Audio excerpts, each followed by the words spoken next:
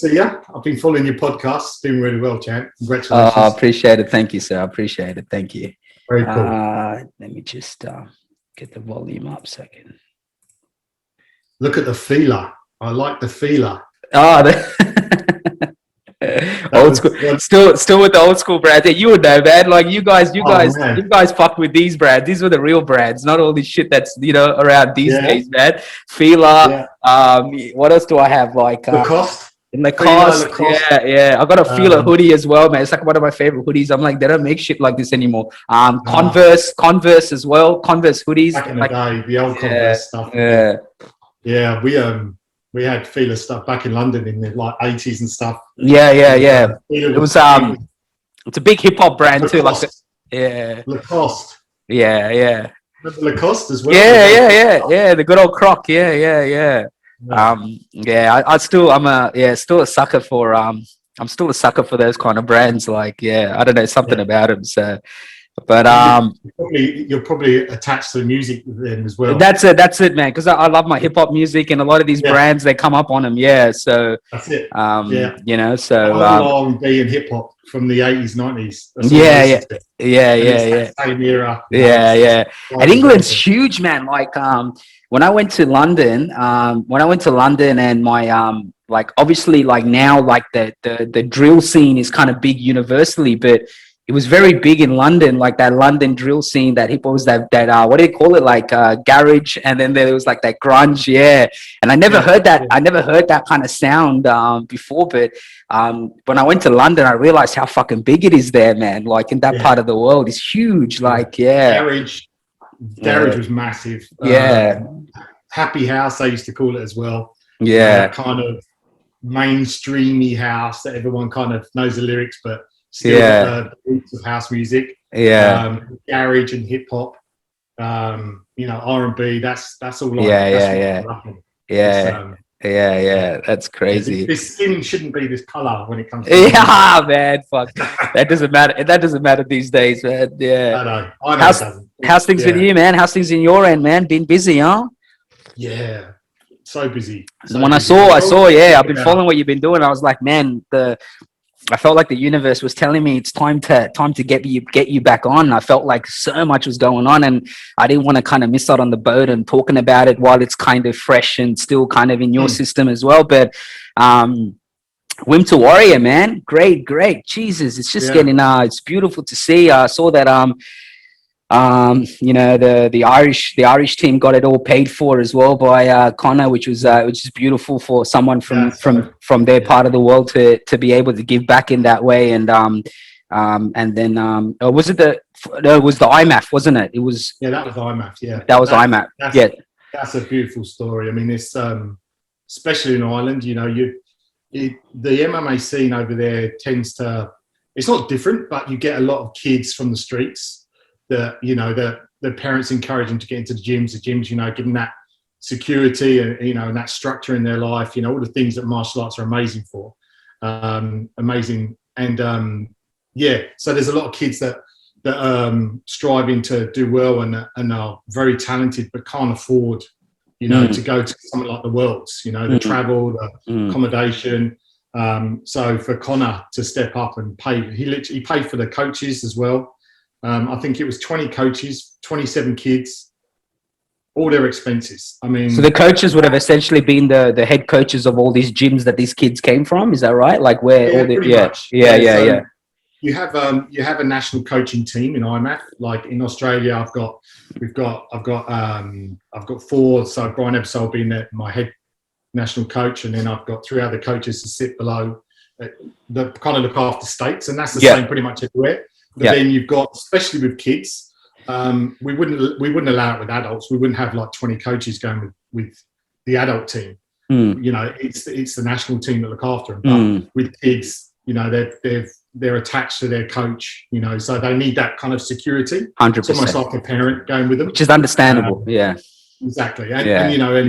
And parents. Some parents used to try and insist that they want to call them their child at the Worlds. And you can't do that for lots of reasons. But you also, to go to IMMAF championships or any of their international events, you have to be an accredited coach to the corner. So that's why there's so many coaches going, because they're kind of not, I'm not saying they're a parent, but they've got that parent role as well as the coaching role, and then you've got the national coaches there as well. So that's why there's so many coaches. But it's for me, it's great for the kids and everything. But I think as a parent, you know, struggling to, you know, if you're a parent struggling to, you know, make ends meet, and then you've got a kid that you want to support, and you can't send them to something like the World Championships, but then someone to come along and say, I got this. That, from a parent, it really touched me, because I know that how important that would be for me to see my kid go and do something that they've been training so hard for. So it was very special. Yeah. Especially when you, I guess, especially when you want to provide something better for them, right? Like, you know that this is going to be something that, regardless of whether they end up professionally making something out of it, but they need to find out. Your kids need to find out whether this is the pathway, right? So you want to kind of provide that opportunity for them, right? You don't want to, you know, like, I guess, you know, that's like, as a parent, you want your kids to level up more than what you were provided, right? That's just natural. So yeah. But and I think it's not just about the competition. I think it's about the journey. Knowing hand on heart that these kids, if they stay in martial arts, chances are they're not going to be on the streets getting into trouble. You know, they're going to learn structure. They're going to learn about adversity. They're going to learn not to shy away from challenge. They're going to learn that failure is actually a positive thing. All the things that martial arts teach you that you don't get in schools anymore. You know, kids go to the bloody swimming carnival, everyone gets a medal. You know, you can't tell, there's no losers. Absolutely, there's losers. You're setting these kids up to completely fail in life. They need to learn that you have to be trained really hard to win.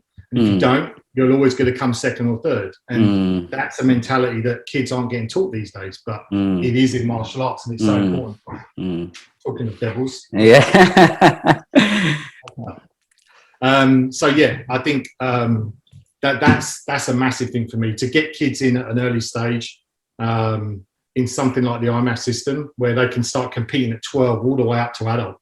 You know, you've got that constant motivation, and, you know, team to be in the national team, it's massive.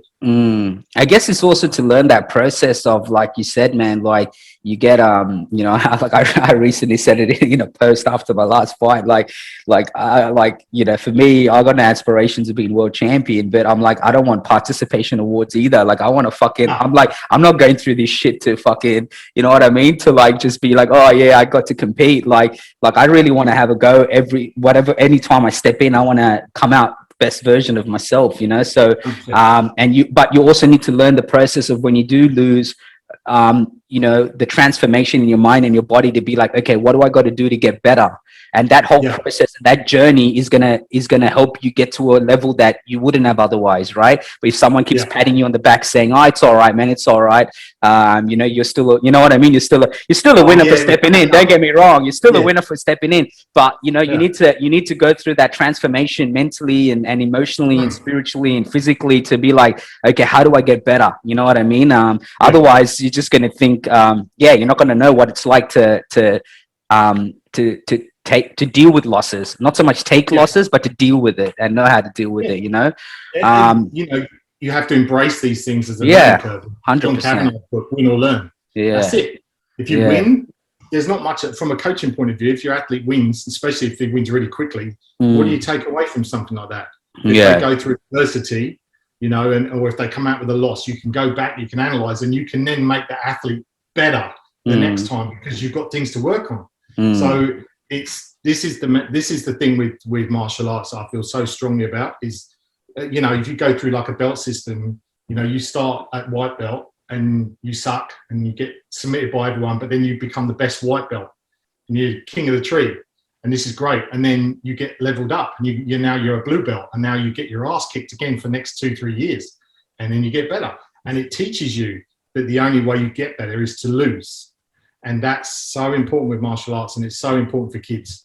So it's funny you said that, bro. I was having this conversation. I was having this conversation with my missus last night. I was just after training. I was just in my thoughts, and I said, I said to her, like, it's so funny. Like, I feel like these days, the energy that I get from like just, I don't know, like, I guess, you know, you go on the gram and on Instagram and whatever, but everything's all about winning. Like, everyone's so afraid to lose, and even just like, it's like having a perfect record is just like, it's almost like shoved down your throat and celebrated in such a thing. And then it's like everyone's just, no one wants to talk about losses, man. I don't know, like, maybe people, I mean, people do, don't get me wrong, but it's just the energy I get is there's just such a big fear of like taking losses. And then it's almost like, if you've taken a loss, it's like you're not even seen in the same level or standard anymore. But then you look at like, and then I think to myself, like, all the greatest fighters or all the greatest anything have taken, like,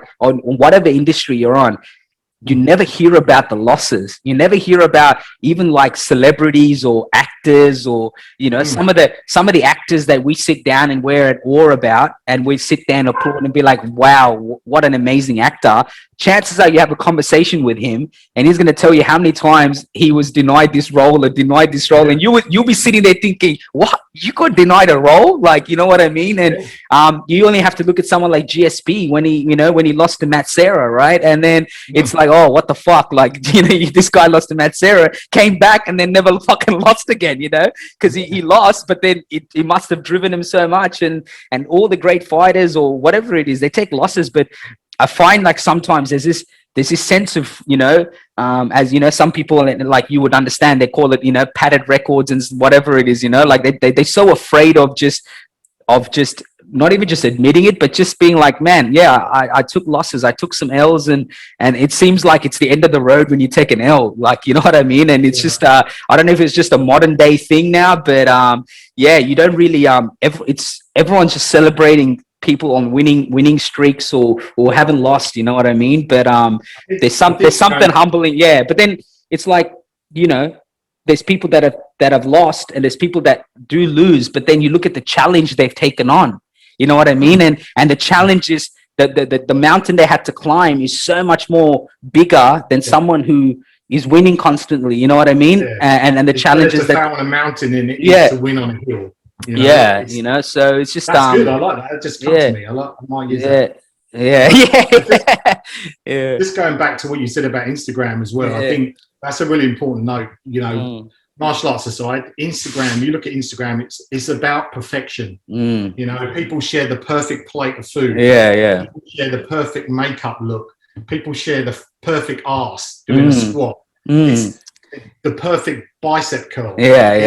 Everything is about perfection. No one shares, unless it's a funny meme that everyone wants to take the piss out of. No one shares the struggle and stuff. It's all about, I'll do the perfect version. I'll use my filter to look the best possible. Then I'll share it. And that goes down to that whole, you know, that society of perfection and being afraid of failure. And, you know, so again, this is why I think martial arts is so important for kids. And I think just martial arts, but I think even with your with IMMAF and what they're doing, it's more than just martial arts. It's teaching systems and processes and understanding, and it's 100%. It's not just about going and competing, but it's asking more of you as a human being, men, women, kids, you know, whoever it is, you know, to have a better understanding of yourself as a person. And I think that's where it is, man. Like I always tell people, like, how things change for me, even podcasts, like you'll see, you know, next week I plan to roll out all the shout out videos that obviously I chased you up for as well. And you'll see, like, I didn't shy away from a clip of my first podcast, which was black and white, no microphones, nothing, man. It was just one little fucking microphone. It's like it's fucking terrible. But the lesson I was trying to tell people was, I didn't do this shit to be a Joe Rogan. I didn't do this shit to make money. I did this shit for the conversation. So end of the day, if you want to have a conversation, the truth of the matter is, you don't really need a fucking microphone. You don't really need, like, you know what I mean? Right. So, but I embrace it because I always remind myself, like the setup I have in the back to where I was at the start, which was just a table mic and you know, and trying to sync the audio, you know what I mean? And all this shit, you know, but I embrace it because like you said, like if people were really truthful, like, and you know, like say you do 8 rounds, you'll see when they're tired, and if you see those videos, you'll see their hands down, you'll see them sloppy, you'll see them fucking tired, you see their coach yelling at them like, put your hands up, you know, and that's like, you of all people would know, that's really what goes on in the gym, you know what I mean? That's really what goes on, you know, like it's all that, all the struggles, all that, that's really the majority of what's really going on in your training, you know, the hard work, what you see and what people show is just, is all that hard work, and just that, you know, 2-3 minutes of you just, you know what I mean? You're on, you know, like, yeah. So everyone goes, I can do that. Yeah. Going back to your podcast, that's it. Yeah. That was you at the back on your black and white with one microphone. That's you as a white belt. Yeah. You know, and you've 100%. 100%. And because you've been through it, all those, you're a better version of where you are. 100%, man. The guy that's on his first podcast goes out and buys all the gear. Yeah. And as soon as something goes wrong, he'll fall apart because or they don't do it till they think they have all the gear. And then what happens? You waste time, you waste the drive, you're not driven. But what I tell people is everything's like, it's like you'll figure out what you need to do once you start. You'll figure it out. And then, you know, I had people, it's so funny, I've had people, not multiple people, but people come up to me and, you know, and they mention like, you know, Joe Rogan's podcast. And I knew this was coming. Like, you know, I knew this, Richie. I knew I put money on it that people were going to come the second I started my first ever podcast. And I said to them, I said, dude, have you ever watched Joe Rogan's first podcast? And they're like, nah, exactly. You watched episode 1020, right? And you know, you watched episode 1300. You didn't watch his first one. I go, his first one was fucking, if you look at the quality, it's nowhere near what it is now, right? But you jumped on when he built it to a level where he was able to reach people like you, right? He's a black belt. Yeah. Black belt. Yeah. Right. And that's it. And I'm like, end of the day, you got to start somewhere, you know, and then eventually you'll figure out. And I said to people when they saw this setup and like all the, you know, the ones that you've come and sat with and whatever. And I get messages like, dude, I love your setup. I love watching you, how you've transformed it from where it was to, like, some people are messaging actually enjoyed my journey. And I said, mate, I do it on purpose. Like all of this, I said, when I had my first podcast and it was black and white and it was terrible fucking quality and no audio, proper audio, it was just like, you know, talking out loud. I said, I envisioned all of this. I envisioned that I would have all of this, but I knew that I had to earn the right to have this. I had to earn the right to have this kind of setup with the proper microphones, audio equipment, beautiful backdrop, you know, and whatnot. And then I knew that I would get to that point, but I knew this in my first podcast, but I wasn't going to wait till I got the microphones and the wall and everything, because that's not what I was doing it for. I was doing it so what we're doing right now, so I could talk to amazing people and what they're doing and talk about their lives and be able to share that information with the audience. That was my goal. Everything else will work itself out. You know what I mean? So, but anyway, going back to IMMAF, so I've seen it kind of slowly expanding. I know last time we spoke, you were talking about you were going to head to Ireland. So it's beautiful to see what's happening now, but you were going to head to talk to John Kavanagh. And I know that you were heading over to the States as well. So in terms of IMMAF coverage, like where it is around the world, like whereabouts is that system, and where is like IMMAF kind of now, where is its presence around the world? Is it like everywhere? Is it mainly Europe and like the United States, or everywhere now, like even in Asia and stuff as well? Absolutely. There's look, at last count there was 130 nations. I think that was like last year. You know, everywhere, like Africa, all through Europe, obviously, and US, Canada, Brazil, Mexico, Australasia, Asia, is every major country, and even like small countries like Fiji, you know, there's all these countries coming on board now that want to have MMA in their country and have it governed and be part of the big picture. So it's expanding massively. And moving on to Wimp to Warrior, I know that not long ago you guys had the latest kind of Wimp to Warrior I want to say program, yeah, but like, but you had like your contestants and you had the show. You led up to the kind of the final kind of show and whatnot.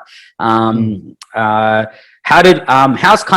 that kind of going in terms of? I know that John Kavanagh, I think he was kind of using the Instagram, the Wimp to Warrior Instagram, not long ago, and he was kind of sharing it. Yeah. Amongst many, not just him, but amongst many. But how's that kind of program coming along? Because it seems it always had traction, it always had exposure, but it seems like, and how I know that more and more people are getting onto it is when I know that like people that aren't genuine MMA fans or genuine, like, they know about Wimp to Warrior. Like, it's funny, like my wife came up to me the other day, and when I was mentioning Wimp to Warrior, like, she obviously knows about it because of our conversation and whatnot, but they're starting to kind of see it everywhere now too, you know? And it's I don't know, it's good in a way that it's not, I mean, I don't know, I can't speak for the people that do it, but I feel like it's not marketed and thrown at you in a way that you need to know MMA or you need to like MMA. You know what I mean? It just seems like a platform for anyone that just wants to go in and have a go, build that confidence and whatnot. But that's how I see that it's kind of sold to people. You know, it's not like, oh, but hey, I don't know MMA, you know what I mean, and whatnot. But it doesn't even seem relevant when I see Wimp to Warrior and the way it's marketed, which is beautiful, man. Like, because that's what you want, right? Like, end of the day, you don't want. I would think that someone like you wouldn't want genuine MMA fans only. You want average Joe Blow and average, you know, someone just coming off the street and being like, yo, I'll have a go. You know what I mean? And then before you know it, they probably will develop a loving for MMA, you know, which we'll get to with MMA Specialists, because people don't know you actually broke that shit on my last podcast. So it's good to see a logo and it's good to see everything come out. So I was excited about that, you know. So the program, look, 10% of people that do Wimp to Warrior are MMA fans. The rest have no idea about MMA, never watched it before, or they signed up and then started to kind of watch it a little bit, which makes them even more nervous before they start. But the reason I started the program is to bring new people into the sport. You know, when I started in my gym 9 years ago, it wasn't to train the guys that were in my gym, it was to train people that weren't in my gym, and expose them to mixed martial arts, you know. And I don't know how many people have been through this. It's well over 10,000 now. Yeah. You know, it's sort of 3,000 or 4,000 a year now. But you know, it serves multiple purposes. It builds grassroots MMA. It changes the conception of MMA as just guys with tattoos and shaved heads, and anyone can do our sport. And we have people from every genre, every religion, every background, every age, you know, people in their 60s doing it, from 18-year-olds to 60-year-olds. And it proves that anyone can do MMA, but also get a lot from it, you know, transform the way they think and they feel and their health. But it also, it monetizes gyms, you know. I know from my first gym in 95, you know, it's that constant grind of keeping the members you've got, retention, and a couple of members drop off and I'm below. People that open MMA gyms don't do it for money. They do it because they love the sport and they want to give back. But it's a grind, you know. And I know for a fact that if Wimp to Warrior wasn't in multiple gyms around the world, they actually wouldn't be open today, because it's their main source of income is to run the program. So how often is the program run throughout the year? For those gyms, especially for those gyms that need to be sustainable. Oh, really? Okay, cool. Yeah. Yeah. So most gyms try and do 2 a year. So you start kind of beginning of the year, then you have like a bit of a break, and then kick off in July and then go. Or some gyms that might start, you know, they go over the Christmas period. They do a break over Christmas, 10 week. So it doesn't really matter when it goes. But we've got I think it's 100 gyms, or just under 100 now globally, that are running the program. So, and how long is the program again? The Wimp to Warrior program? 20 weeks. Yeah. 20 weeks. Yeah. So 5 months, 5 days a week. Yeah. It's intense, and it's meant to be intense. And that's crazy, man.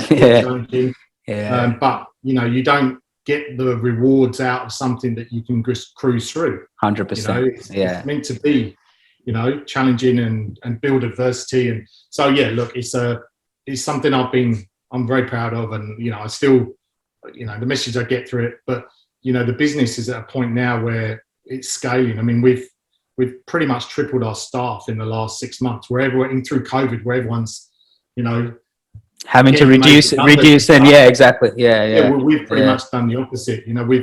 We survived COVID, and now we're building, because a lot of, the countries that are coming out, because we were in so many different places, when the Northern Hemisphere was getting smashed through their winter, we were okay down here. So we had Australia, our biggest market, New Zealand, and then vice versa. When we get smashed, they're all open. So we managed to kind of scrape through.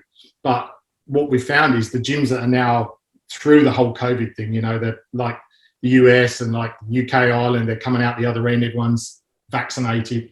Our series numbers are the biggest they've ever been, because I think people really realised, one, they've been in solitude. A lot of these countries, like 9 months, people in the UK stuck in their houses, not being able to leave, and they miss that tribal kind of society of having people around and support.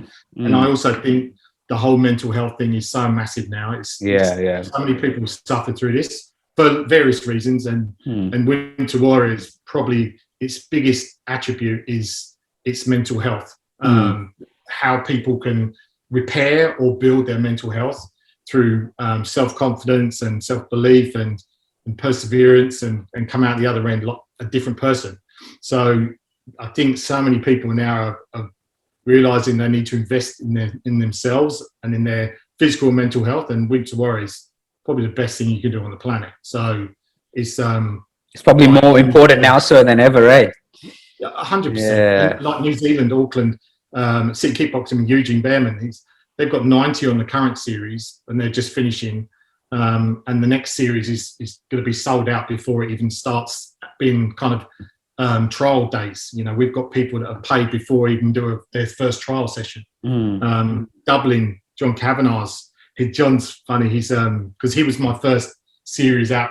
I had my coach in London that did the program, and then it was just in Australia. And John always said to me, I want to be the only gym in Dublin. Who am I going to argue? John Kavanaugh. Why would I go anywhere else?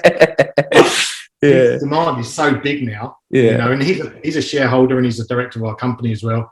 He wants to see it grow. So he's got Connor's striking coach Rowdy. He's got his own gym in Dublin. He's got an SBG as well, right? Yeah. So they're doing a battle of Dublin. It's gym versus gym. So, nice. They've got 250 people signed up. Ready to start. I mean, it's insane. It is insane. So that's a really cool part. And I've got a new program that sits along the specialist stuff, which we'll talk about. This whole system of MMA, this change in MMA that I've been working really hard on. And well, it's probably a beautiful segue into it. But like I saw the other day, the logo drop for the MMA specialist, and which is dope, by the way. I love it. I'm a creative by the way you can look at some of this painting, so I loved it when I saw it. I know we kind of touched it briefly, but I didn't want to get into it because I knew I'd have you back on eventually after our last one some time ago. But I guess for those that don't know, touch a little bit about this MMA specialist, because it's quite an interesting concept, and it's good to see that you kind of got it off the ground now. So tell me a little bit about that and just what the purpose behind MMA specialist is. Okay, so it encompasses a lot of things. So it's part of Wimp to Warrior, it's part of IMMAF, and it's part of coaching. So if I talk about the philosophy behind it first of all, and then I'll kind of explain. So MMA has grown massively as a participation sport. We know, like, it's the biggest watch sport in the world, when they have these big pay-per-views. But it's very hard to get people into the sport because they see these people and go, I can never do that. And that's why I started Wimp to Warrior. The trouble is, people do Wimp to Warrior, but they come in, they absolutely love it. They do the training and they finish and they have their fight. But almost always at the end of Winter Warrior, they say, you know, I absolutely love MMA and I want to be a big fan, but I really like the stand-up side of MMA. I wasn't really keen on the ground, or vice versa. It's kind of 50-50. I like the stand-up and I don't like being on the ground. Or there's an element of MMA that they love. Yeah, of course. They wanna just concentrate on that. And MMA, up until now, we've always kind of said that, you know, our biggest attribute as a martial art is that we have all elements of MMA. We're fully encompassed, and we touch and we perfect all elements of no matter where the fight goes. But it's also the hardest. It creates the biggest barrier of entry into our sport because it's so complex, and people think there's too much to learn, or there's an element like, for instance, a woman sees guys sparring and getting hit in the face. I don't want to get punched in the face. I like the ground sided, or guys that might want. They just want to. There's lots of different reasons. So what happens is they finish Winter Warrior, and then if they want to do the ground, our sport doesn't actually facilitate their training, so they go and do jiu-jitsu. Or if they like the striking, you know, we say as a sport, well, you have to learn everything, otherwise you can't do MMA. Well, okay, I'll go and do kickboxing or Muay Thai. So it's something that became really a real thorn in my side. Not when I had my gym, you know, but when I closed my gym, because in my gym I run the program. And then at the end, I wanted them to be in my MMA classes. But if they didn't, as a gym owner, it's okay because I have jiu-jitsu classes, I have Muay Thai and kick. They stay in my gym. But when I finished my gym, and I've been concentrating on the whole Olympic movement, trying to get MMA into the Olympics and how to build grassroots MMA, because to get into the Olympics, we have to be seen as a sport. We can't be seen as purely prize fighting. And you talk to anyone, MMA, they think of the UFC, Bellator, or, you know, a regional promotion. And that, I love, that's the sport. I will go and watch those all day long. But that's not sport. That's competition, people trying to become pro. Or so an IMMAF is the very highest end of amateur. They're the top amateurs in the world that then want to go maybe pro or just stay at that level, you know, like Olympians. But there's nothing underneath. There's no progression. You know, there's no sport in the world where you go to to a soccer coach and say, you know, I want to play football, and he says, okay, no worries, we're going to drill all the areas of football for 3 years, then you can have a game. You'd be like, I'm not doing that. I want to play. But MMA is like that. You go to a gym and they say, you know, I want to compete. I want to really test my skills. I want to play in MMA. Well, it's going to take you 3 years. You can't actually compete in 3 years. So what happens? They go and do jiu-jitsu comps or kickboxing. So we don't facilitate real sport amateur MMA. It just doesn't exist because the sport has got this mentality of it's everything or nothing. So this is where I really started to think about the specialist. And so, you know, I started tinkering with having MMA, pure MMA, but split down the middle, and how it could be done. Because if people think, oh, I'm going to do my stand-up, if you go and do kickboxing and Muay Thai, there's no clinch. Well, there's a little bit of clinch with Muay Thai, but the takedown is the biggest thing. The fence work, you know, the distance, the hand position, everything, the movement, your footwork, everything is different. You strike, it's the same, maybe, most of the time. But so you get your students go and do that, and then you've got to kind of unravel what they've been doing to try and adapt it into MMA, and the same with the ground and jiu-jitsu. So it's this constant build the sport, people through Winter Warrior or whatever, and then they're just going off and they're monetizing jiu-jitsu federations or kickboxing, you know. And as the president of Australian Federation, you know, I'm personally paying for our domain names and our emails and our website because it's so hard. We can't monetize if we don't provide a platform for competition at a large scale for us. Of course. Yeah. And we don't, you know, there's parents don't want to see their kids in cages, you know, and they're not going to wait 3 years, 2 years to be in that position. And anyone that puts kids in cages at an early stage, it's just that whole idea of a cage, and you know what I mean. Well, and it's also just it should be what they aim to get to. Yeah. If you want to become a Formula One car driver, yeah. you don't start in a Formula One car. You start in a go-kart. Yeah. that's what we need. We need the go-kart, we need the Formula 3, we need the Formula 2, and then go. So I kind of looking at all these things, and I know from Wimp to Warrior point of view is that, the barriers of entry into our program are, it's a big commitment in terms of time, and it's always, there's something about MMA, it's I don't like the sparring, or I don't like the groundwork. So I was trying to think of a way of splitting the sport, but still remaining pure MMA. And so I played with it for a long time. I got a forum together of, I had Dick Rufus in there, I had John Kavanagh, I had the coaches at TriStar, and I gave them this format and to have a look at, and they all came back and said, fantastic, this is what the sport needs. This is over 2 years ago. So I wrote a program for Wimp to Warrior, a 10-week program where people can specialize in stand-up or ground.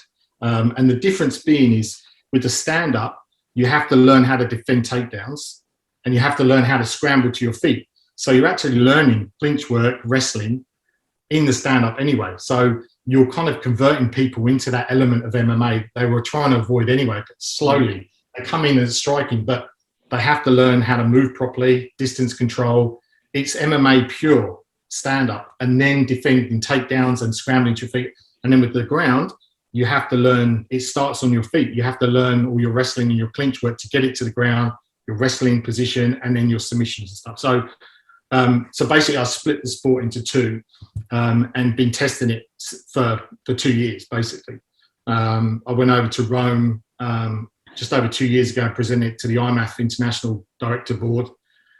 I got a little bit of pushback just from a couple of people that they just didn't have time to understand it. It's the same. It's that pushback. The immediate thing is, unless you do everything, it's not mixed martial arts. Yeah, gotcha. Trying to explain to them, you were trying to explain to the bigger picture of it all, right? Like ultimately, what you want and what they want is the same thing, but how you're going about it is a different way, right? Yeah. And you go and play soccer. You don't do every position on the park. Yeah. You're a goalie, you're a striker, but you're still playing football. Yeah. And in MMA, even at the highest level, people specialize. You've got striking specialists, you've got ground specialists. You have to know everything, of course, at that level.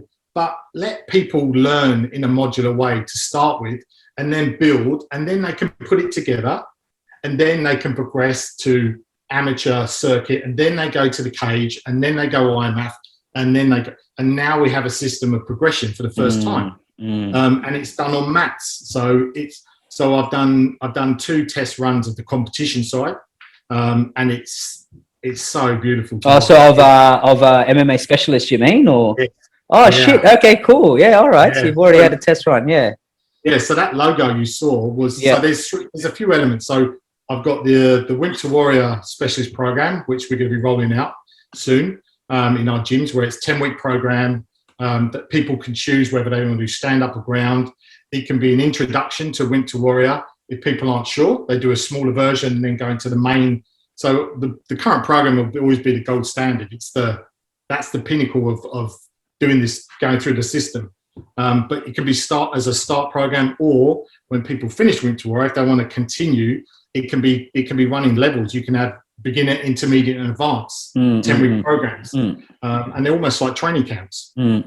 So you've got that side, and then you've got the competition side, which I set up to help monetize the federations, going back to IMMAF and how hard it is to monetize, because we don't have that competition platform for people to come in and join and become members and compete. So I basically set that up as a non-for-profit, and the way I'm going to roll it out in Australia, New Zealand, and some other countries first, and it'll go through IMMAF, and then money from the competitors' fees when people come in and compete, that goes into a scholarship fund, which then sits in that country's scholarship to help promote youth in MMA and any regional programs they want that need funding. So it's this churn. It's basically you're building the sport, you're providing athletes an opportunity to build, and then you're with them competing, you're reinvesting in the sport to bring them back up to this competition level as well. So it's starting to, it's what we've never had in MMA. We've never had it at all. It's always in a cage, you know, and how many people, it's 1% of 1% that want to do that side of MMA. That's the elite side. But there's a massive gulf here of grassroots MMA. And unless we have this, we're not going to get into the Olympics. It's, you know, it's too easy for the people that don't want us in the Olympics to go, oh, it's just cage fighting, it's prize fighting. And what do we say to that? We have no evidence to go back and say, well, it's not. Where's your evidence? What do you do? Kind of convince them, eh? Yeah. Where's your progression? Yeah. We've got the belt system now, which is amazing for MMA, but we don't have the competition. And so, yeah, it's, I've done 2 trials with it. I've had, you know, I've got a kind of like a think tank of really high professionals, like, you know, John Sharp came down and refed one of them for me, and, you know, and I had some guys. Sharpie, eh? How is it? Yeah. It's funny, eh? Oh man, he would remember me actually. When I got into kickboxing for the first, when I found martial arts for the first time, and kickboxing, and you know, shout out to Glenn Smith in martial arts development, and David Taylor Smith as well in Smithfield. Sharpie used to be around there, and Sharpie actually refed my first ever in-house.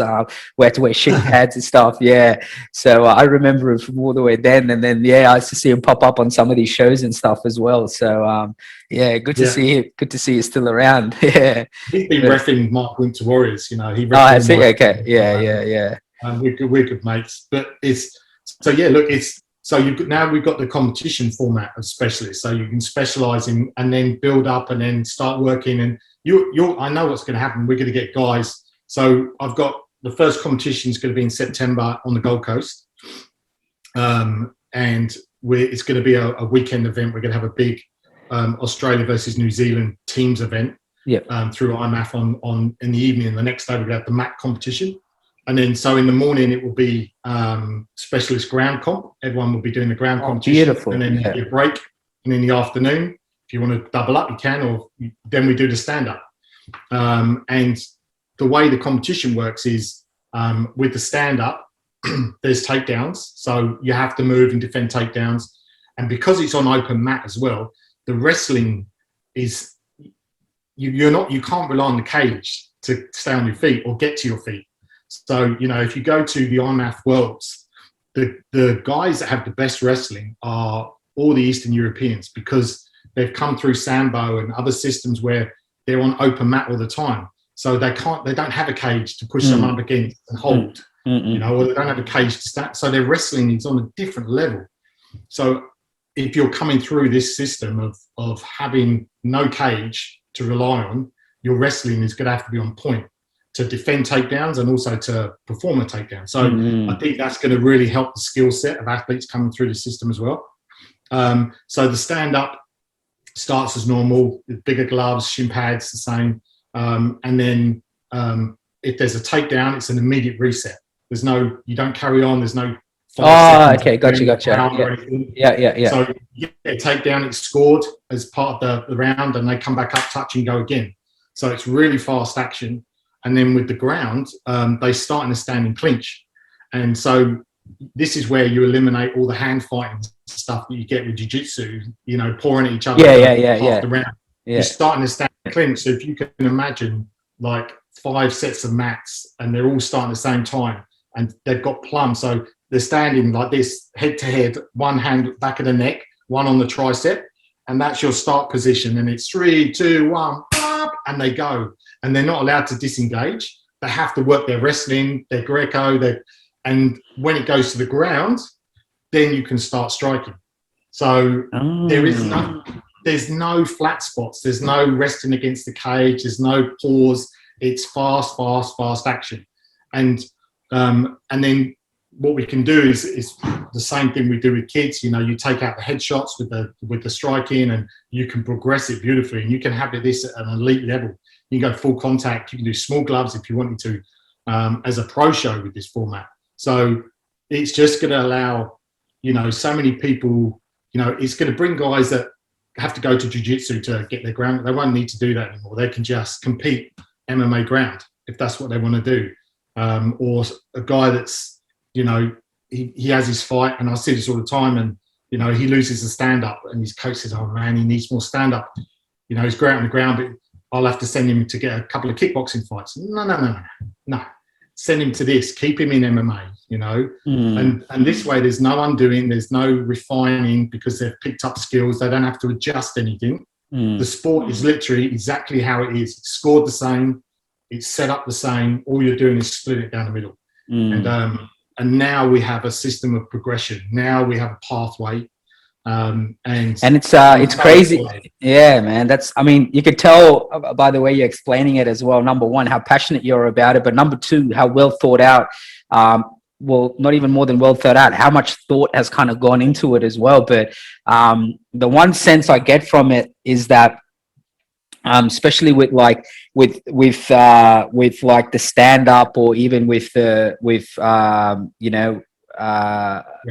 going to the ground, and starting with the clinch, or kind of starting in that position, is that you're almost getting them to have a taste of what it's like at the peak or pinnacle, like the pinnacle of when you're in those positions, if you get what I mean, like where it's like, and so then once you do kind of go out and then go on your own journey outside of MMA Specialist, where you can kind of feel out process and know how to kind of slow things down and things like that, you're better for it. But this will give them a real kind of, it's almost like amateur boxing, 2 minutes, you just off you go, you know what I mean? But it seems like that kind of energy for all these different formats is that it's just from the get-go you go, but you're in it for however long that round is.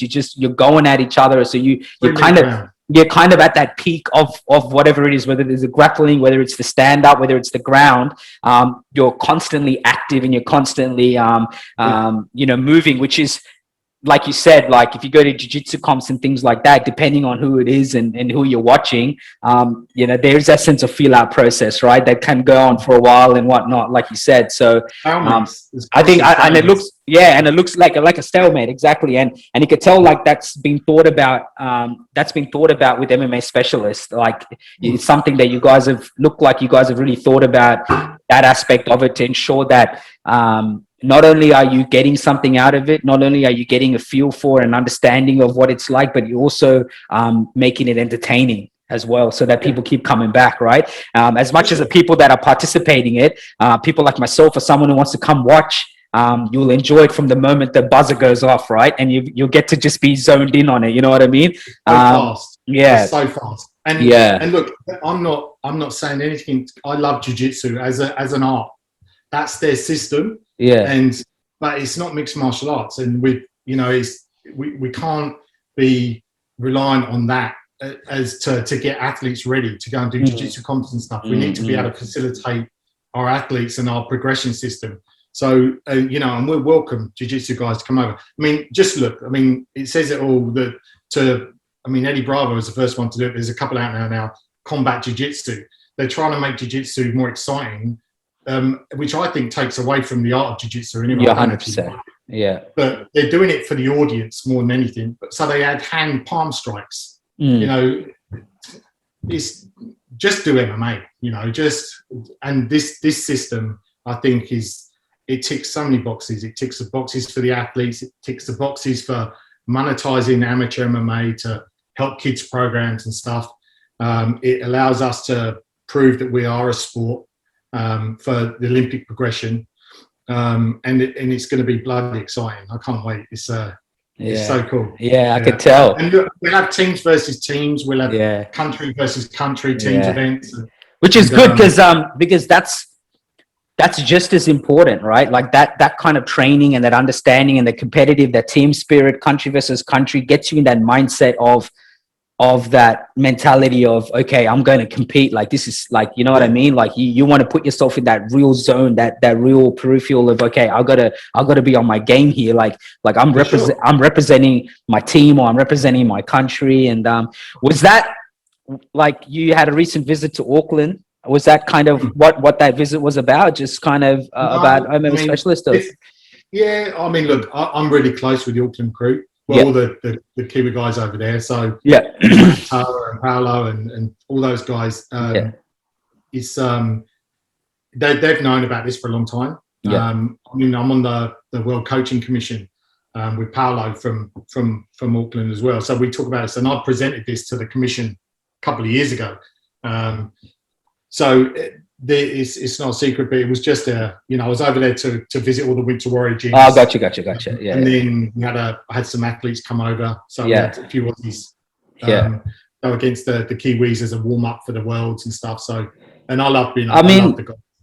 Something I was thinking about, kind of leading up to our podcast yesterday, knowing that we were going to have a chat, and I'm a fan of combat sports, especially MMA and boxing, being the two that I really watch the most out of anything. But I was just comparing, and I just had this, I don't know, I just went, as you do, in this deep thought about thinking about things, and I was just looking at boxing, and I was just looking at the level of competition and the level of competitors and the ability to compete internationally with, say, America and Europe, where boxing's fucking, you know what I mean? It's DNA, right? Like through the amateur system, by the time the amateurs come into the pros in the States or in Europe, everyone knows about them. And also at the same time, they're so well set.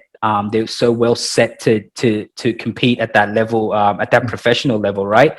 And then I was just comparing it to, like, there's not many Aussies, the number one, that are internationally known or competing at that high level in numbers. But at the same time, I was just thinking about the systems and the pathways that allow you to do that. And I was just kind of like thinking about it, and I thought to myself, like, man, you look at MMA and we already have Aussie champs, right? We have Kiwi champs from this part of the world. We tend to, then I think about IMMAF, I think about all these other systems and how it allows these people to taste what it's like to go to other countries. I remember talking to Cody a long time ago, and he was explaining when he went to South Africa and he went to Dubai, sorry, I think it was Dubai or one of the ones that was down. Bahrain, that's it. And he was just telling me, more so than just being in that element, being overseas, competing with people from other countries and whatnot, and even and just being able to have that experience, right? And then, like, and I was just thinking, like, how MMA, like, it's not so much in numbers we've caught up, but I believe from this part of the world, in terms of skills, I mean, you look at Volkanovski, you look at Izzy, like, we've caught up to that standard, right? Like with the US and with Europe, like, we're competing with these guys at the highest level of MMA, right? Whether even in Bellator, we got Arlene Blencow, right? Like who's been in the game for so long and is in Bellator, where she's Harding as well. Sorry, Janae Harding as well. Yeah, Janae Harding as well. Exactly. Yeah. So it's just crazy to see how, when I compare the both sports, it's just there's a familiarity with MMA athletes from our part of the world that are at the big stage competing at the highest of level. And I feel like things like IMMAF and all these systems, and also now with MMA specialists and all these things coming in, plays a big part in it as well. Not so much even just before it all came about, but even more so now. Like, even more so now and moving forward into the future, it's gonna provide such a good platform that we're gonna produce fucking amazing MMA athletes. You know what I mean? Like, amazing MMA athletes. And I was just comparing it, like, and I talked to a lot of my boxer mates and even athlete, like, and all they dream about is getting international. Like, you know what I mean? They like anyone that wants to really, really make something out of boxing wants to move past our backyard. You know what I mean? They want to go overseas and compete overseas and things like that. But obviously there's no system in place. And obviously, more than anyone with boxing, fucking how many federations and everything and all that, and like being able to go out and fight internationally. But that's all they dream about, is being able to go and be like, you know what, I want to fucking do what I got to do to get to the top of the ladder here, and then just go overseas, because they know that and even with some of the MMA athletes, local athletes that are professionals, their mind is already set on going to Europe or going to the States or going to like South America and being like fighting all the best fighters in the world. They know that if you really want to make it, you have to get out of here. You know what I mean? You need to go and compete with everybody. So I was just kind of like comparing both and thinking, like, just internationally renowned at the highest of levels, how we've been able to produce MMA athletes. And MMA is not a very old sport compared to boxing, as you would know, man. You're from one of the heartlands of boxing, so it's just crazy to see how we've been able to produce high level athletes, champions at the pinnacle of the sport already. You know what I mean? Yeah. And whereas boxing is such an old sport, you know what I mean? Yet I feel like in terms of representation, I mean, obviously there's a huge number, and also with the system like UFC, Bellator, where you can kind of, you know what I mean? The system helps you kind of, if you are signed to UFC, you can climb through the ranks. You know what I mean? I feel like there's a lot more there's a lot more of a straighter channel to go to the top and compete with the best, the way the UFC system is built, or the way the Bellator systems are built, you know, with each promotion and whatnot. But it's just something that I was just thinking about yesterday, and I was just like, it's amazing how we've been able to produce world champions, you know, legitimate world champions. And I guess things like UFC and stuff, the beauty of it is, which has always kind of been the flip side with boxing, is that the best fighters fight the best fighters. You know what I mean? Like if you're in the top 5, you ain't fucking fighting someone who's ranked 15. You're not fighting someone that's ranked 10. You're fighting someone in the top 5 or the top 10, depending on how you know, your losses and wins are. But if you're in the top 5, even just to be in the top 5, you're an animal. Like, you know what I mean? You're fighting with the best fighters in the world, you know, and it forces you to compete with the best in the world. So when you are champion, you can't deny someone like a Israel Adesanya, Volkanovski, or a Whitaker, or anyone that's been champion from this part of the world or anywhere. You can't deny him, because you know that they are fighting the cream of the crop. You know what I mean? And it's just amazing that we've been able to produce so quickly. We've been able to produce world champions. You know what I mean? Given just how long MMA has kind of been around and stuff. You know, so imagine what we're going to do. You know, with these. And that's exactly what I was thinking, man. That's exactly, exactly. And that's what I was thinking. I was thinking about MMA specialists. I was thinking about IMMAF. I was thinking about all these systems. I know IMMAF's been around, even Wimp to Warrior, and all these things. And I can understand where you're trying to get at. I can understand what you're trying to build, and I can really understand. I can see a vision, bro. I can definitely see a vision, and I can see that. Imagine if we've already done it now. Imagine what it's going to be like in 10, 15, 20 years, man. It's going to be crazy. We're going to have so many people that are going to be able to be in that top echelon, just because you're going about it the right way. And you were mentioning about soccer as well, right? And you were mentioning about whether you're a striker, whether you're on the wing, or whatever it is, right? But if you think about it, even when you're young, coming through soccer, like any sport, even rugby league, you look at a prop, right? A prop was probably a winger when he was 12 years old. You know what I mean?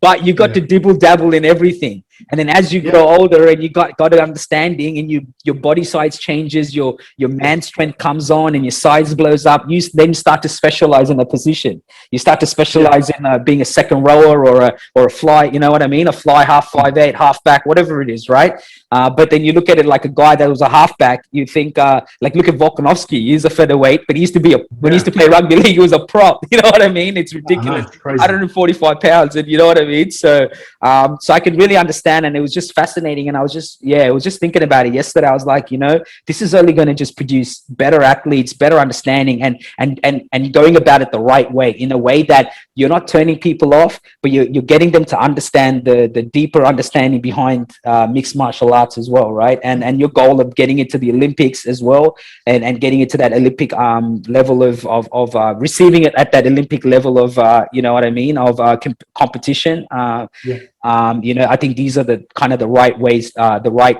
pathways and programs and routes to kind of go about it as well.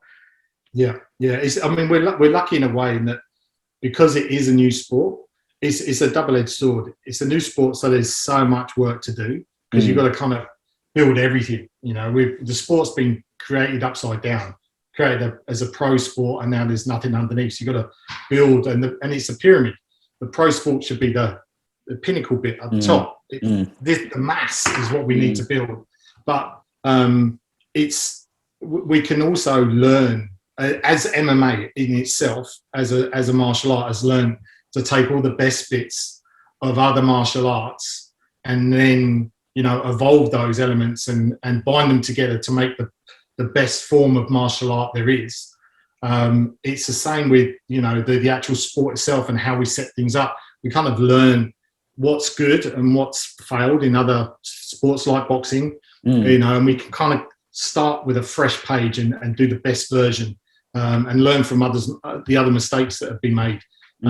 But going back to the international travel stuff, you know, you're right. Athletes want to go abroad. They want to compete abroad. And IMMAF, from the age of 12, you can start competing in IMMAF all the way through. But, you know, next year, because of COVID and stuff, but next year, I've seen the circuit. You know, we're going to be taking our team to South Africa. We're going to be taking to Mexico. We're going to be taking them to Asia, Europe. These kids are going to get to travel the world. You know, and which is fucking exciting, man. It's so exciting. Like I remember when you know, guys who have done that through the IMF and whatnot used to tell me this, and I'm like, dude, I can already visualize and be like, man, this will be amazing. Just going to another country, seeing another country, different people, and then competing with different athletes. Like, you know, there's a sense of like, I pride myself on putting myself in uncomfortable positions. There's nothing more fucking uncomfortable than going to another country. Like you're with your squad and your team, and then everyone else is strangers to you. Everyone else is, you know, and it gets you in that element, and it gets you to experience that. And there's a sense of growth. There's a sense of growth. What's that, mate? You froze. You froze. Oh, sorry. 30 seconds. And that's all. I took over the podcast. Yeah. I reinvented the podcast. I was talking about myself. Yeah. But like, yeah, there's just a sense of growth there waiting for you by doing that. So look, just to kind of finish it off, next week, next week's the big trilogy between Dustin Poirier and Conor McGregor, and I was wondering whether you had a prediction on that. I mean, look, I don't want to be a fence sitter. I don't. I mean, and look, and everyone that knows me, you know, I'm very good friends with John and the SPG, and that's why I was looking forward to asking that question even more. I know. So automatically, I'm going to say I think Conor will win. The last fight, it's going to depend, and it's the obvious thing to say, but it is so true. It's going to depend how Conor and his team, you know, John adapt the whole leg position, that leading leg, and whether he can negate the leg kicks, because that was the defining moment of the fight. You know, Conor was doing really well, but as soon as that leg kick was identified and that front leg was taken out, Conor's game is movement. That's it. He's like a swordsman. He's in and he's out, and he's changing angles, and he hits you before you can hit him. So if Conor can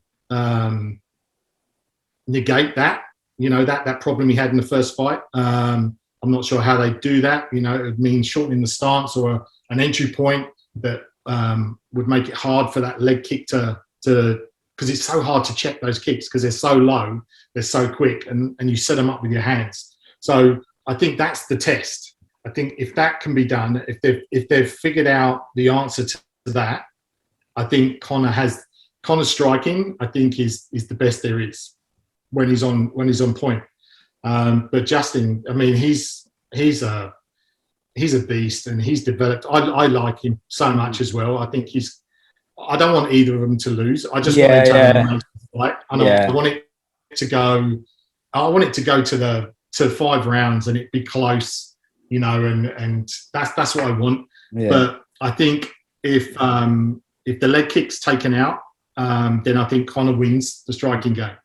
If not, if the adjustments haven't been made, or they've made adjustments knowing that he's going to make adjustments, this is the chess match. This is why MMA is so fascinating. Fucking earth, yeah. You don't know, because they know that they're going to be working on that. What adjustments are they going to make? How can we negate their adjustments? And it's this. So I can't wait. It's such an intriguing fight. Yeah. You? But what about you? Look, man, I'm not like these guys. The ones kind of started losing, they kind of like, you know, oh yeah, whatever. I was you know, I'm a striker. Don't get, like, for me generally, I love striking. That's why I've always done boxing and kickboxing, because it's just what I've always keeping in mind. I've never had the time to kind of delve into all of it, but I've always just been, that's me, that's my element when I'm striking. That's what I love. So I love strikers. So obviously I love Conor, but what I loved about him is I love the confidence, and I love that aspect. I'm always you know, that's why I have my podcast is called Into the Deep, because I'm fascinated by the mind of people, you know what I mean? And just what drives them, and just being able to say out loud what you're going to do and do it. But I'm on the same thing. I think the style that he came with last time, he was just expecting a boxing match, because Dustin's known to be a really good dirty boxer, right? He's meant to be a really good dirty boxer, and he's probably expecting it to play out like that. And also, obviously, he had that idea of fighting Manny Pacquiao, which kind of went out the door after he lost as well. I think similar to you, if he comes with that style where, you know, that karate bouncy style where he doesn't really give you, he's not very heavy. I felt like he was very heavy on that front leg in the last fight, like, you know, and so whereas he's naturally a type of guy that, like you said, he's zippy, very in and out.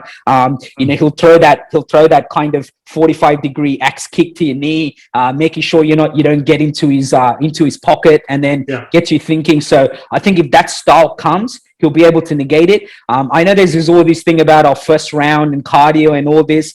You know, I just think that's just fucking bullshit. You know, I understand him getting tired, or him blowing a heavy is not in my eyes, it's not a result of lack of cardio. It's a result of how much power and movement and how much force he uses in his shots. I don't think people realize how quickly you can blow your lungs, you know, if you're using those kind of shots. You know, and his style is naturally, I think Faraz Sahabi said it the best. He goes, that style, you're always burning energy. You can't sustain it for 5 rounds, you know, bouncing in and out, because you're going to eventually burn out. So, look, my heart wants Conor to win, because I feel like even the last fights that he's lost, it's not a result of who he is, and it's not a result of the type of fighter he is. And I tell people this all the time, man. I'm like, you of all people will understand this. Like, when you're balancing things, it's so hard, right? Like for me, trying to compete as an amateur boxer, family life. You know, I don't know if you know, but I'm going to be a dad in November as well. And, you know, and like, you know, and then doing my podcasting, doing all the other ventures with Mercenary Entertainment. It's hard, right? It takes a lot of your time. So can you imagine, there's no one in MMA that knows what it's like to handle. No, you're right, man. Yeah. I'm going to take a picture of you now. Yeah. And then a picture of you in 12 months. And you've got shit down your hair, you've got bags under your eyes. You know, you're looking withered. Yeah. Well, the next podcast will definitely be different, I think. You'll have to do all the talking. Yeah. But oh, you froze out. Oh, there you go. You froze out for a bit. Yeah. But yeah, look, balancing that, the business ventures and all that he has, it's hard, man. You can't do all of that and then be in the gym and stay hungry and beat yourself up the way you do. So it's got to be one or the other. And no one in MMA knows what has blown up like he has and made those financial gains the way he has with all the business ventures. So I think that plays a big part, being able to balance both. You know what I mean? And people don't understand that time. Time's a big thing. So I think, like you said, if he's just zoned in on a training camp and hustled the way he did when he came through the featherweight, leading up to that Alvarez fight, 100,000,000% he's going to be a different fighter, I think, you know. So, you know, I'm going to go with Conor, even if he ends up losing, I'll go with him, just because I just think, like you, he's just, it's not about the whole MMA skill set. It's that he's got a very good understanding. His understanding of distance and pressure and shot selection is just next to none, you know. And I just think, but what I like about Dustin is he's a guy that reminds me of me, like in the sense that, you know, he's taken losses, but to take losses and to take setbacks and still come and be at the pinnacle of the sport, that's why he's the diamond, man. You know what I mean? Because he's been through the downfalls and come out the other side and still, you know what I mean? And still, he's still at the top of the sport for so long. And if anything, his last few fights have been some of the best fights. You know what I mean? And I like him because when it gets going tough, you get to really see who he is. You know what I mean? And I like that about him. But I'm going to take Conor regardless of whatever, man. I think he'll get it done. And I think he's a very quick learner, and he's only really had the one rematch, but I think something about rematches, man, he comes back different. I think he would have been embarrassed after that last performance as well. And I think now that he's fully focused MMA, and I think, now that the whiskey sold off for $600 million too, I think he can afford to go to the gym full time, bro. You know what I mean? And not have to worry about someone, money and then all these things. So it'll be interesting, man. It'll be interesting. But yeah, we'll see how it plays out, man. One thing on that as well, just to add from my point of view, from a selfish point of view with the sport, when Conor's doing well, the sport does well. Yeah, 100%.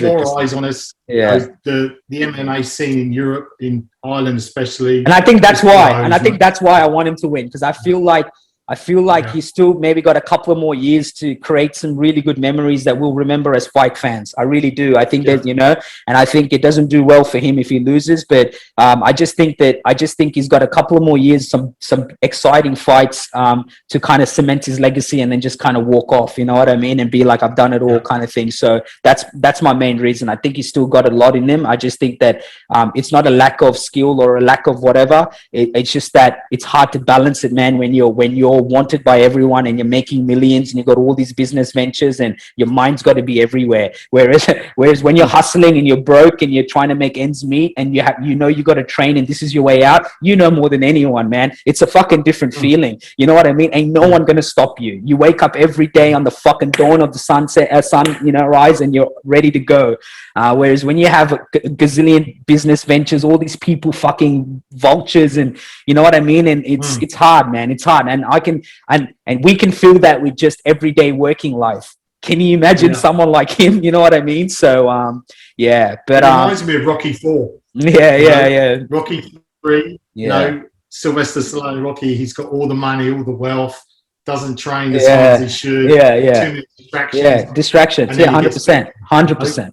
Then he goes back to the grind. Goes to Russia. Training in the snow. Comes back, gets the eye of the tiger. Walk out And he did that. He did that with in Creed 2 as well. When Michael B. Jordan loses, he takes him to that place in Mexico, wherever, and he goes, "You need to, you need to train like this. This is, get back that killer mentality." And that's it, man. Like I think that played a big part. And not being as active. Just look at Usman, for example, right? He's been so active, and just look at his progression in each fight, and then what he did to Jorge Masvidal as well in the last fight. First person to knock him out. You know what I mean? But there's a sense of benefit when you're active. There's a sense of benefit of being in there and being active. So I just think there's a multiple factors. But I think the last fight, it really took a hit in his pride, and Conor's, he's a guy who's got pride, and I think it would have really hurt him, and he would have felt embarrassed. And I think sometimes, man, you just need those fights to reinvigorate and realize, that, hey, I need to, it's, and you could tell he takes it personal, like fighting and whatnot. It's just not for, you know what I mean? Like he doesn't need to fight. You know what I mean?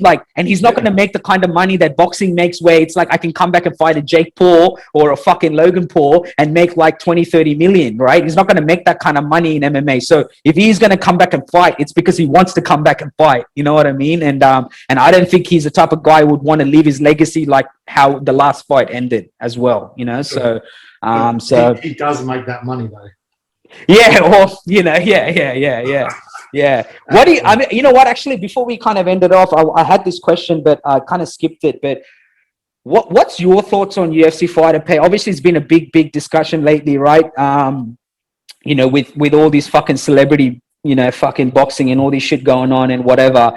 What's your thoughts on UFC fight pay and just a lot of fighters coming out and me and my mate were having an interesting conversation about this, and we were saying with Conor, and I'm like, look, people can give him all the shit they want, but there's a couple of things, right? Number one, he changed the game and told people, he realized with MMA, he realized with UFC that it came down to bargaining power, it came down to being the A game, and it came down to putting bums on seats, and he ticked all those boxes, right? and he showed the game how to go about making more money, right? And how to actually get the value of who you are, right? Number two, I said, the one thing he's done that no one gives him credit for, maybe people do, I don't know, is everyone's wearing fucking suits at press conferences now. If you remember, no one fucking wore suits. No one wore suits. Yeah. And hoodies and like me, bro, feel up fucking beanies and shit. You know what I mean? But now everyone's suiting up. Everyone's fucking, you know what I mean? Carrying themselves accordingly, right?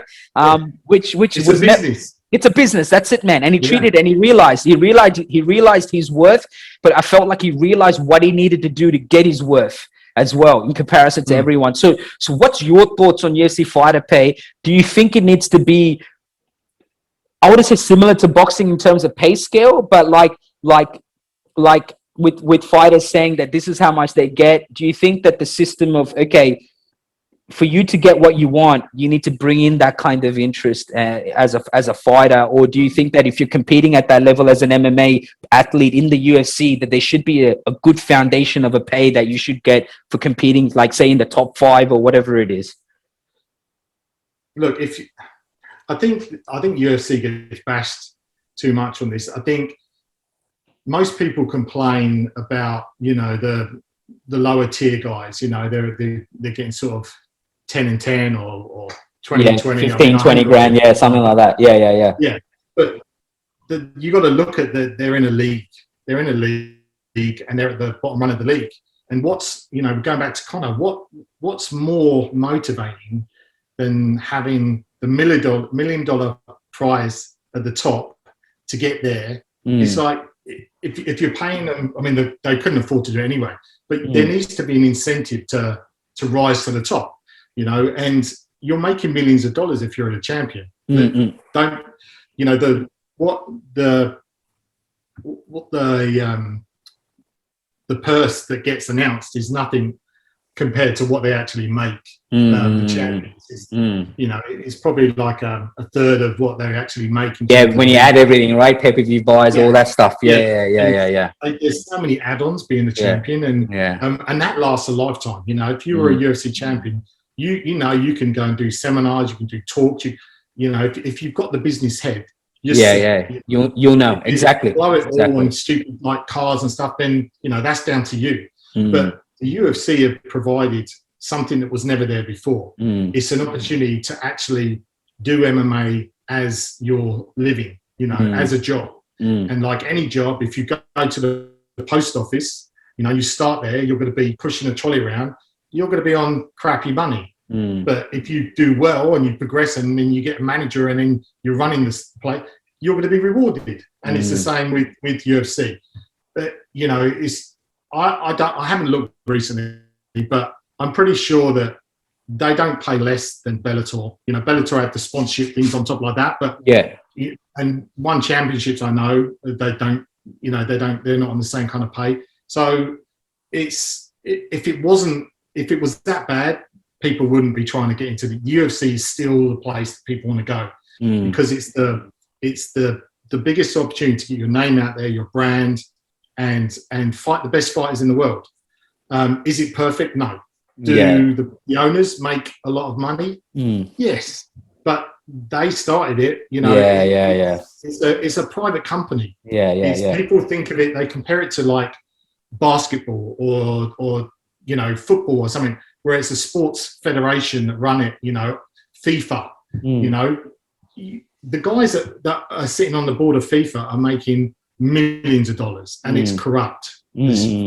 You know, UFC's a business. Their books are open. You know, there is what it is. They're making money. They're building a sport. If it wasn't for the UFC, we wouldn't have a sport. You know, so I from a business point of view, I understand that, you know, they have shareholders. They're investing so much money, and they're providing an opportunity for a lot of fighters, a lot of people to make a very good living. But I also know that to have a successful business worth billions of dollars, you know, you've had to, you know, you could have given some more back to the fighters, maybe. I don't know. I mean, it's such a hard thing. It's all guesswork. Yeah. What I can say is that the UFC give IMMAF millions of dollars every year to invest into the youth programs and building and giving a platform for amateurs to come through. I mean, everyone talks that, you know, Dana White was quoted years ago saying he doesn't like amateur MMA, because back then amateur MMA looked the same as pros. It was just they weren't getting paid. That's why I didn't like it. Yeah, but now there's a difference. There's a you know, the rounds, the rules, the gloves, everything. He supports amateur MMA. He supports IMMAF.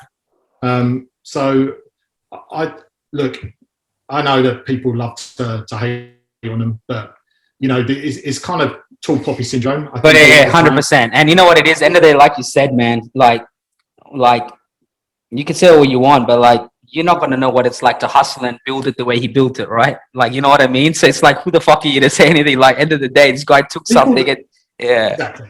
Yeah. People that are really successful in whatever they do aren't sitting there bashing the UFC. Yeah. It's the guys that aren't successful in whatever they're doing, and you know, and people are going to reach out and go, don't know me. But look, there's a reason that people bash people that do well, and whether you realise it or not, tall poppy syndrome is a thing. Yeah, 100%. You know, you know, I've experienced it with, you know, people like not many, but I've had a couple of people like say some stuff about me online. Yeah. All I do is invest in the sport. You know, I don't get paid for all the stuff I do with IMMAF and that. I don't talk about it, but that's what I do. But because people see you up here, you know, it's an opportunity. I'm just going to knock him, and I think UFC gets that. But yeah, look, I appreciate what they do.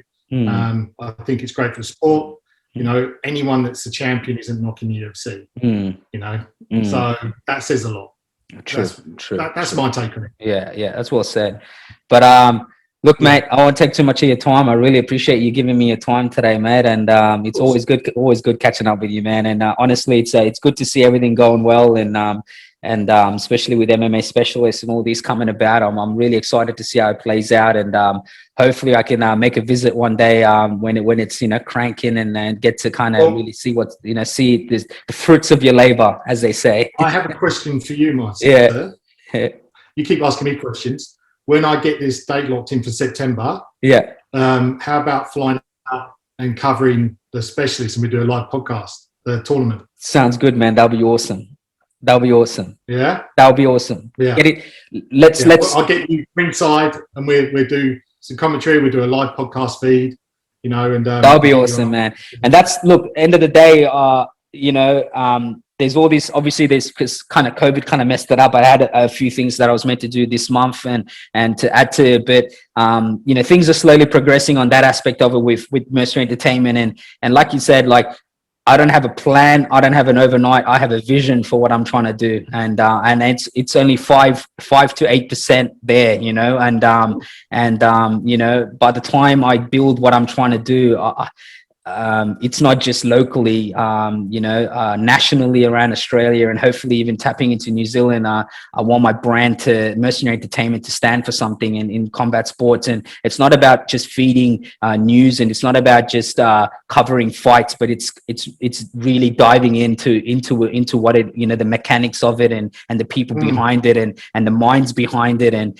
that's what I want to tell. That, you know, I want to tell those stories, and I want to share those stories so that people can see it in a different light, you know. That's why when I have fighters on, I never talk to them about, I touch on some of their past fights, or other fighters, calling them out and things like that, especially with a lot of the boxing that's been happening. But I never make it about that. I dive into that person and the mechanics of what makes them who they are. And that's what fascinates me. But 100%, we've touched on it before. I would love that opportunity, and I would love to talk about it further. And hopefully when COVID kind of gets better, I'll get in the car and I'll drive down to the coast. And my missus actually told me the other day, she's like, you should go see him. And I was like, and then this shit kind of fucked it up. And then I was like, you know what, I don't want to miss out on the opportunity of talking to him when things are kind of at the height of what everything's going at the moment with Wimp to Warrior and everything. So definitely, man, definitely I would love to. I mean, I live for that. And hopefully by then, you know, I have more resources where I can cover it, you know, better than just me being behind the camera. I can